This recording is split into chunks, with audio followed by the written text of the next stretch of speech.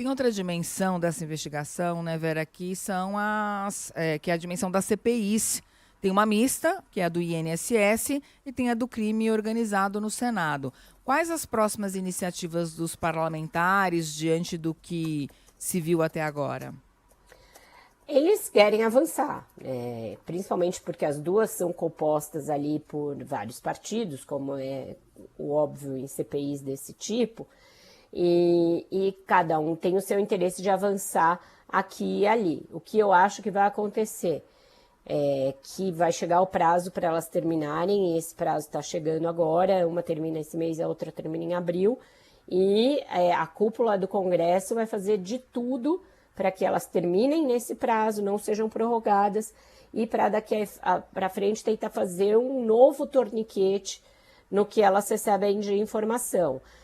A decisão do ministro André Mendonça, a que eu me referi agora há pouco, ela faz ali um histórico de como os dados foram obtidos e como a CPMI pediu acesso aos dados que ela própria havia solicitado e que estavam embarreirados e como ele concedeu, e depois houve o vazamento. Então, eu acho que daqui por diante vai se tentar limitar ao máximo o acesso dessas CPIs a novas provas. O que acontece é que tem um monte de requerimento novo diante de tudo que vazou para investigação dessa relação do ministro Alexandre de Moraes com Daniel Worcaro, para novas convocações, para explicações da Polícia Federal sobre a extração desses dados dos celulares e por que não houve uma perícia imediata nesses dados, etc. Então vai ter muito ruído entre as duas CPIs, a Polícia Federal, o Supremo e o Ministério Público. Então a gente vai assistir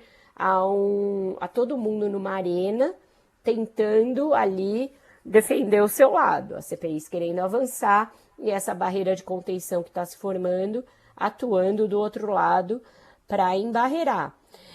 Como eu tenho dito aqui, com base na experiência que eu tenho em casos pretéritos, é muito difícil você embarrear quando se chega a esse nível de informação que a gente já tem.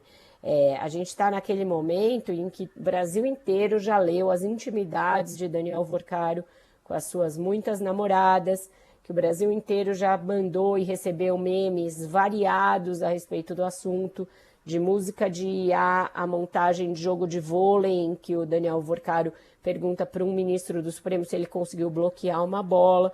Então a coisa está absolutamente disseminada, e não só na classe jurídica, e não só no mercado financeiro, em todas as áreas da vida, do dia a dia, todo mundo está falando nesse assunto, e todos nós estamos sendo bombardeados com memes de todo lado, mas junto com os memes tem perguntas, e essas perguntas são legítimas. A sociedade quer saber, principalmente porque o ministro Alexandre de Moraes foi alguém que ficou muito notabilizado nos últimos anos pelo enfrentamento ali que ele fez ao golpismo, as tentativas de golpe, etc. Então todo mundo quer saber que relações eram essas.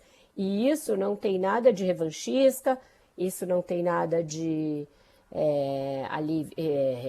vingança, nada disso. Isso tem a ver com algo que é legítimo, que é a sociedade saber o que os seus homens públicos estão fazendo em privado.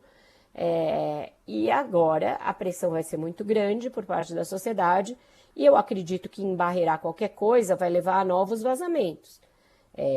Tem que devolver tudo e não ficar com nenhuma cópia, diz a decisão do ministro André Mendonça. Tá bom, então tá, né? Vou devolver todas as minhas cópias. Tá pensando lá o deputado, o senador? É impossível, já foi, já tá por aí, entendeu?